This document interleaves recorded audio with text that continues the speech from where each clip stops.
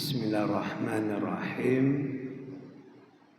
Assalamualaikum warahmatullahi wabarakatuh.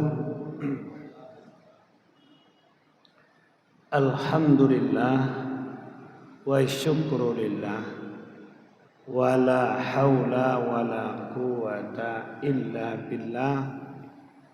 Ashhadu an la ilaha illallah wa ashhadu anna Muhammadar Rasulullah sallallahu alaihi wasallam. Bapak-bapak, ibu-ibu, saudara-saudari sidang wirid zuhur yang berbahagia, puji syukur kita kehadirat Allah Subhanahu wa taala.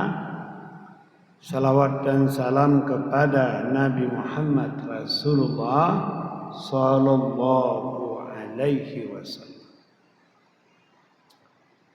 Adapun judul ceramah kita pada siang hari ini adalah ujian merupakan sunatullah atau cobaan merupakan sunatullah. Jadi manusia ini lahir ke atas dunia ini salah satunya adalah untuk diuji. Inna khalaqnakum min nutfatin amsyaj nabtalihi falja'alnahu sami'an basir. Sungguh telah kami jadikan manusia ini dari air yang bercampur, percampuran sperma dengan sel telur perempuan. Lalu kami uji dia dan kami berikan manusia ini pendengaran dan penglihatan. Artinya nabatalihi, manusia ini terlahir ke atas dunia langsung mendapat ujian dari Allah. Yang pertama sekali adalah ujian suasana dari alam rahim, lalu hidup di atas alam dunia ini. Makanya bayi lahir ke atas dunia ini menangis dia, mengepalkan tangan, kaget dia dengan kehidupan. Ini ujian pertama yang kita rasakan. Perbedaan alam dari alam rahim ke alam dunia, sehingga mengepal tangannya, menangis dia. Kenapa? Dia rasakan suasana yang berbeda.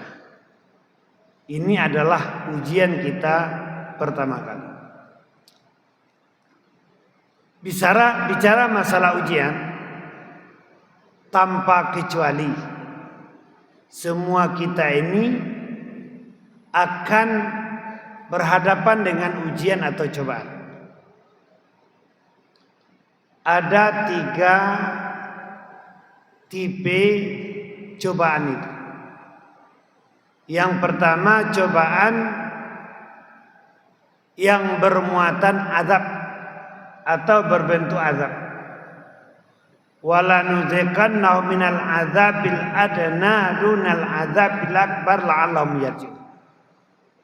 Pasti akan kami rasakan azab yang kecil sebelum datang azab yang besar, agar mereka sadar, agar mereka kembali. Jadi ada tipe ujian atau cobaan itu berupa azab. Siapa yang diazab? Orang yang engkar, orang yang suka berbuat dosa dan maksiat. Apabila dia mendapat cobaan atau ujian, terasa menyiksa diri dia, terasa azab bagi dia, menderita dia. Yang kedua, tipe pelajaran. Fatarabbasu hatta ya'ti Allah bi amrih. maka tunggulah Allah akan mendatangkan peringatannya. Untuk siapa? Untuk seorang yang beriman tapi cenderung lalai di dalam beribadah. Dia tetap beriman, tapi dalam beribadah ini cenderung lalai. Baik dari segi waktu lalai, dari segi sunnahnya lalai, dari segi bacaannya lalai, dari segi kekhusukannya lalai, dari segi jamaahnya lalai. Orang yang seperti ini Allah berikan cobaan, Allah berikan ujian, merupakan pelajaran, sentilan agar sadar. Dan biasanya di saat dia diberikan cobaan, ingat dosa dan kesalahan dia. Faiza mubsirun, ingat dia. Oh ya, saya berdosa. Oh ya, saya bersalah. Kemarin saya berbuat ini, kemarin saya berbuat itu. Ingat kita dengan cobaan yang ada. Yang ketiga itu cobaan yang berupa ujian untuk mendapatkan kegembiraan. Walanabluwannakum bisyai'in minal khauf wal ju' wa naqsim minal amwal wal anfus wat samarat wa basyiris sabirin. Pasti kami uji kalian dengan sesuatu, dengan rasa cemas,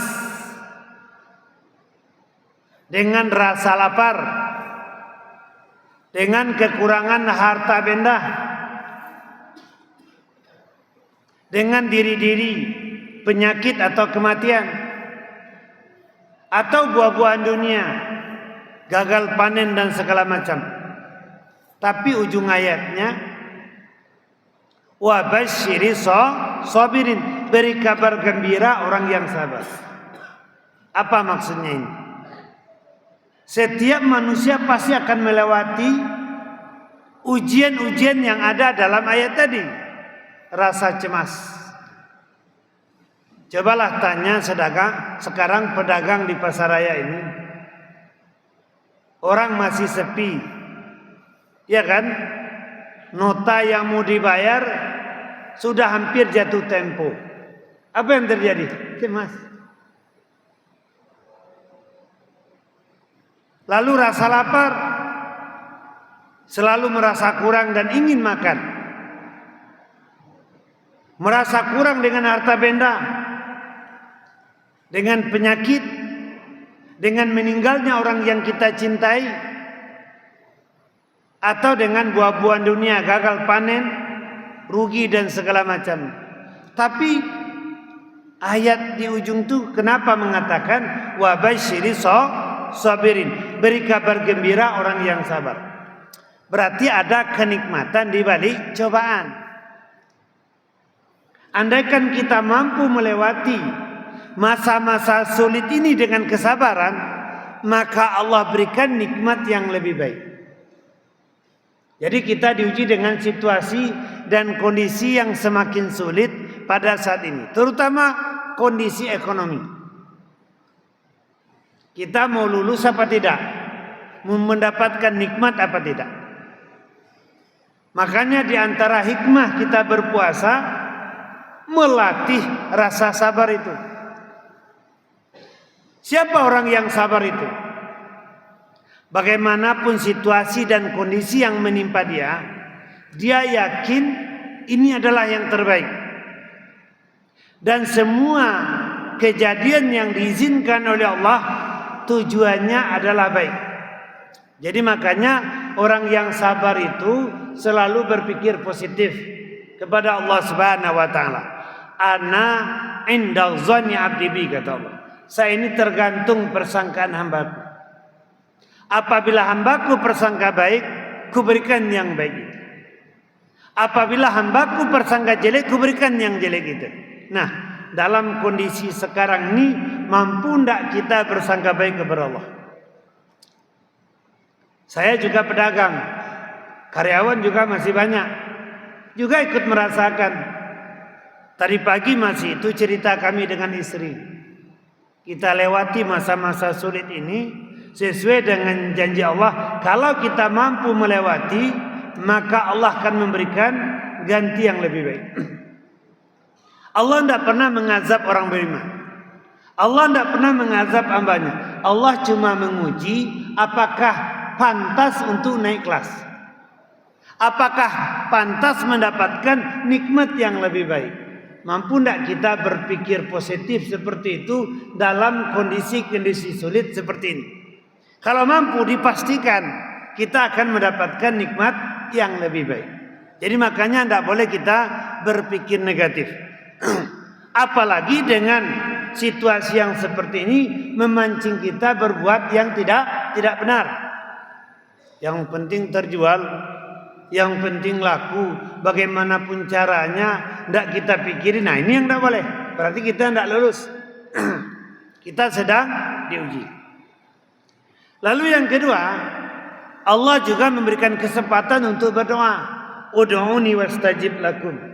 Berdoalah kepadaku, aku pasti kabulkan, kata Allah. Syarat doa terkabul secara umum kan dua saja. Falyastajibu li wal yu'minu bi. Penuhi panggilanku dan beriman kepadaku. Kita tes saja. Kita ingin mendapatkan sesuatu dari Allah. Kata Allah, penuhi panggilanku. Jadi jagalah salat kita. Kapan perlu, sebelum waktu masuk kita sudah datang. Kenapa? Kita butuh sama Allah. Butuh pendekatan. Jadi makanya kita harus kenal dengan Allah. Kita harus mendapatkan kasih sayang Allah. Kita harus mendapatkan perhatian Allah. Kalau kita sudah dekat dengan Allah, tinggal mengajukan proposal. Ya Allah, kami sedang kesulitan ya Allah. Kami yakin ini yang terbaik. Setelah ini kami akan mendapatkan nikmat yang lebih baik. Berani tidak kita? Ibaratkan manjat. Kalau buahnya 10 meter, latihlah kemampuan kita manjat 10 meter supaya bisa memetik hasil. Ini kadang-kadang kan kita tidak. Enaknya kita saja. Kita manjat 5 meter, ingin mengambil buah yang 10 meter. Nah di sini yang tidak cocok. Di sini yang tidak balance itu, kita minta banyak-banyak sama Allah. Ini kita minta, itu kita minta. Tapi ibadah kita tidak memenuhi persyaratan untuk Allah memberikan itu. Makanya iyyaka na'budu wa iyyaka nasta'in. Hanya kepada Engkau kami mengabdi dan hanya kepada Engkau kami minta tolong. Berarti kalau pengabdian kita maksimal, pertolongan itu tinggal memetik, tinggal mengambil. Nah, kesalahan kita kan sering di sini. Kemampuan sedikit, ibadah sedikit, tapi permintaan banyak. Jadi berdoa sama Allah. Ud'uni wastajib lakum. Kita disuruh lebih kreatif. Lalu yang ketiga, lakukan perubahan-perubahan itu, ikhtiar kita. Innallaha la yughayyiru ma biqaumin hatta yughayyiru ma bi anfusihim. Allah tidak akan merubah nasib satu kaum sebelum mereka merubah nasib diri mereka sendiri. Allah tidak merubah nasib seseorang sebelum dia yang memulai perubahan itu. Jadi kita akan pinginnya Allah memberikan terbaik sebelum kita melangkah. Baru kita yakin dan kita percaya. Padahal dalam ayat itu mulailah, pilihlah jalan yang terbaik itu. Jika kita memilih jalan yang terbaik, Allah bimbing kita di sana. Cuma kadang-kadang kan kita sering berlawanan, memilih jalan yang tidak baik. Allah sudah berjanji tidak akan membimbing orang yang memilih jalan yang tidak benar atau jalan setan. Makanya jalan itu dua. Inna hadaina sabila imma syakira wa imma kafra. Allah bentangkan dua jalan, silakan pilih. Ada yang bersyukur dan ada yang kufur. Kalau orang yang bersyukur, maka Allah membimbing dia ke jalan yang benar tadi. Tapi apabila dia kufur, maka Allah membiarkan dia makin sesat dan makin sesat. Jadi yang ketiga, kita harus melakukan ikhtiar maksimal untuk mendapatkan yang terbaik itu. Karena sebenarnya janji Allah itu lebih pasti daripada keadaan yang ada. Tapi kita cenderung menyalahkan keadaan. Kita cenderung mengalahkan situasi dan kondisi. Padahal Allah berjanji memberikan yang terbaik apabila kita punya ikhtiar maksimal. Berarti kita disuruh berpikir, bertindak, berbuat lebih kreatif atau lebih berinovatif. Berarti memang kita harus lebih cekatan daripada situasi yang biasa kita alami. Lalu setelah itu dekatkan diri selalu kepada Allah. Wasta'inu bisabri wassalah. Dekatkan diri kita kepada Allah dengan kesabaran dan dengan salat tadi. Makin dekat dan makin dekat. Jadi kalau kita makin susah itu justru makin dekat dan jangan makin menjauh.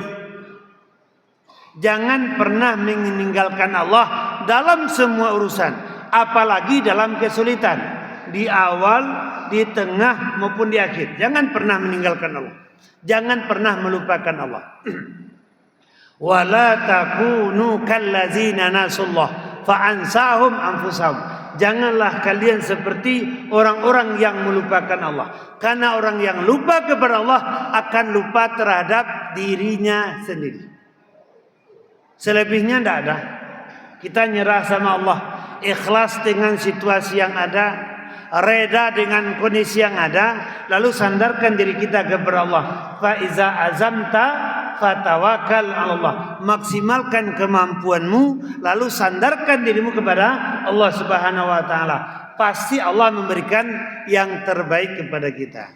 Semoga kita di Ramadan ini terlatih kesabaran kita dan akan mendapatkan nikmat yang lebih baik karena kesabaran, karena kita diuji oleh Allah Subhanahu wa taala insyaallah. Amin ya rabbal alamin. Banyak maaf, wabillahi taufiq wal hidayah. Assalamualaikum warahmatullahi wabarakatuh.